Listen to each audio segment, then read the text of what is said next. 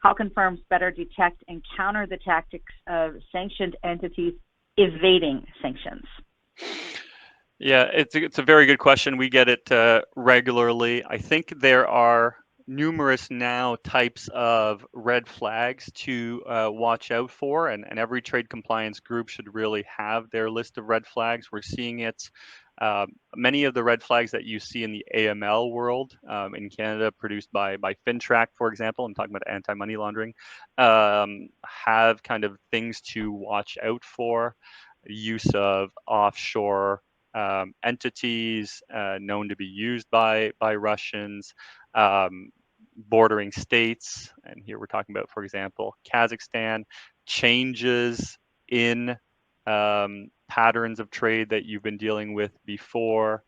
Um, if you have an end user that is a freight forwarding company in Kazakhstan, that's probably the hugest red flag, right? Where they won't give you who the end user is, and your end user is a freight forwarding firm. I mean, that's the type of stuff to watch out for. So there are numerous types of red flags, and you should populate one and work with your counsel, because they have experience, and we're seeing all sorts of things now where where clients are coming to us with a proposal, and we're doing some digging and saying this is high risk and not something you should consider.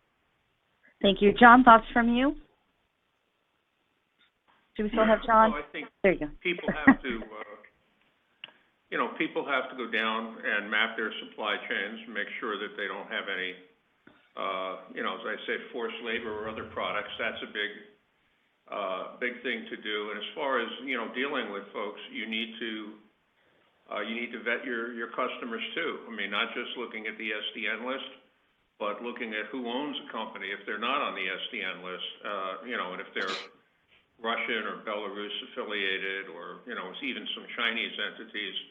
There are some services. I know Dow Jones has some services one can subscribe to, but what we find is very often it's difficult. We'll say, okay, we've looked, and we say, gee, this entity has 30% ownership that we can detect from, SDN people, but we can only account for 75% of the ownership of the firm, and that puts you in a, situation. Do you dare do business, hoping that the number is under 50%? Or, should the presence of sanctioned entities just scare you off the business altogether? I mean, that's something that has to be made in the boardroom, I guess, a decision like that.